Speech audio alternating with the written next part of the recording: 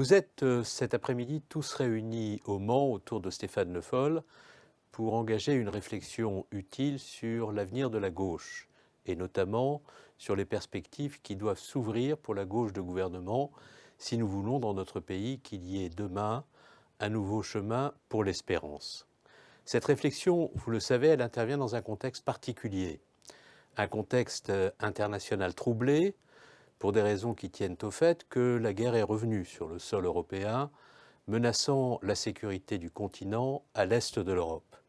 Chacun a à l'esprit les images terribles qui nous viennent d'Ukraine, la barbarie avec laquelle les Russes mènent cette guerre contre les populations civiles, contre les femmes et les enfants. Il y a la volonté de l'Union européenne, dans ce contexte, de prendre en charge sa propre sécurité. Elle le fait avec la conscience de la gravité du moment et, comme souvent dans l'histoire, le besoin d'Europe s'exprime lorsque des événements tragiques surviennent.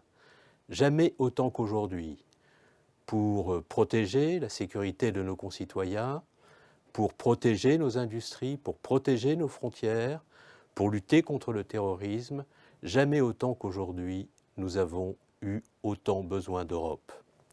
Il y a une situation internationale qui se tend dans la bande sahélienne.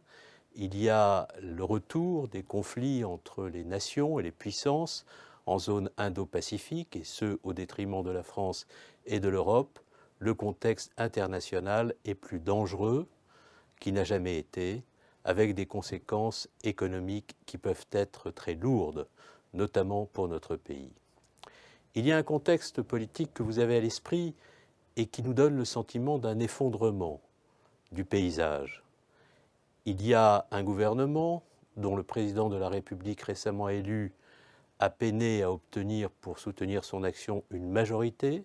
C'est un phénomène nouveau qui s'est produit et qui montre l'extrême fragilité de la confiance dont bénéficient et le président et le gouvernement. Et à la gauche et à la droite de ce gouvernement, des forces outrancières, extrémistes, qui proposent comme alternative un chemin fait d'incertitude, d'excès et de démagogie. Dans ce contexte, l'extrême droite se ferait un chemin.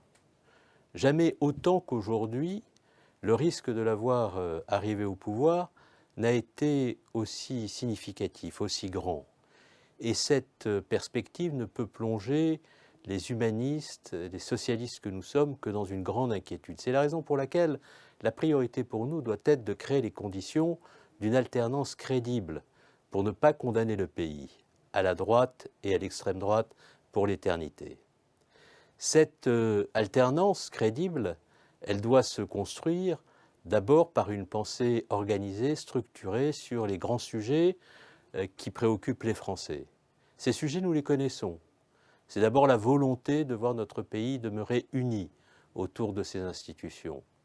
Pour les Républicains, la France une et indivisible a une signification. C'est, vous le savez, l'amour de la laïcité, qui permet à notre pays de se vivre comme une communauté nationale et non comme un archipel de communautés refermées sur elles-mêmes.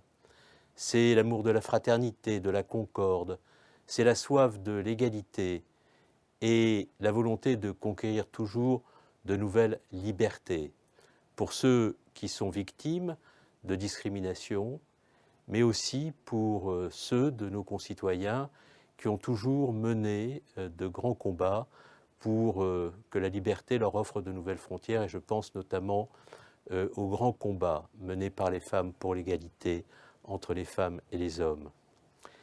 Nous sommes ensuite le pays qui a construit la justice sociale autour d'une ambition de développement économique. La social-démocratie, c'est la volonté de faire en sorte que l'économie soit performante, notamment l'économie de marché. Et pour être performante, on sait qu'elle doit être régulée, parce que s'il n'y a pas de performance de l'économie, il n'y a rien à répartir, et nous ne disposons pas des instruments de la justice sociale. Et enfin, il y a le défi considérable qui se présente à nous, qui est le défi climatique, et il n'est qu'à lire le dernier rapport du GIEC pour se rendre compte à quel point notre possibilité de continuer à vivre sur la planète, et je pense notamment aux générations futures, est aujourd'hui compromise. la République, la justice sociale par la performance de l'économie, la nécessité de réussir le défi climatique et de prendre les mesures qui doivent être prises pour y faire face sont les grands sujets qui se présentent à nous. Ces grands sujets, nous ne les aborderons pas dans la démagogie, dans l'outrance, dans l'idéologie de la confrontation. Nous ne pouvons faire face à ces défis qu'avec un esprit de responsabilité et la volonté sur chaque question qui se présente à nous de convoquer la vérité pour être crédible. Voilà le chantier que nous avons face à nous.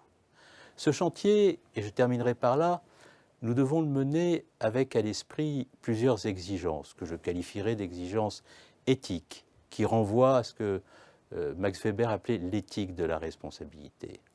La première exigence, c'est que, bien entendu, il faut toujours en politique des organisations solides, un contenu idéologique, politique pour convaincre et des chefs pour porter les idées. Mais rien ne se fait jamais s'il n'y a pas un élan collectif, une capacité de chacun à s'effacer pour faire en sorte que ce qui nous dépasse et qui est l'ambition que nous portons en commun puisse advenir un jour. Cette exigence d'action collective, nous devons la porter ensemble et c'est la raison pour laquelle j'ai bien volontiers répondu à l'invitation de Stéphane. La deuxième exigence, c'est celle de rassemblement. Nous vivons une période où la gauche se recroqueville sur elle-même de façon sectaire, y compris notre famille politique que François Mitterrand avait réussi à ouvrir à bien des sensibilités et des courants, pratique désormais l'excommunication, l'exclusion, en faisant régner en son sein un climat que nous n'avions jamais connu. Nous devons créer les conditions d'un rassemblement large en ouvrant les bras à tous ceux qui, authentiquement républicains et à gauche, aspirent à ce qu'une autre gauche soit possible. Enfin, nous devons donner le temps à notre initiative de vivre bien et de se développer dans de bonnes conditions. C'est la raison pour laquelle chaque initiative qui sera prise dans les semaines et les mois qui viennent devra associer tous ceux qui sont dans le partage de cette volonté et qui veulent faire en sorte que cette autre gauche possible soit capable aussi de se décliner et de s'incarner autrement. C'est la condition pour susciter l'espoir.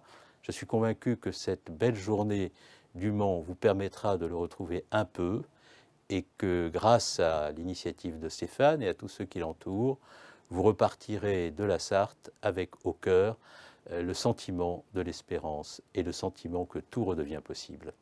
Merci à tous et excellent après-midi.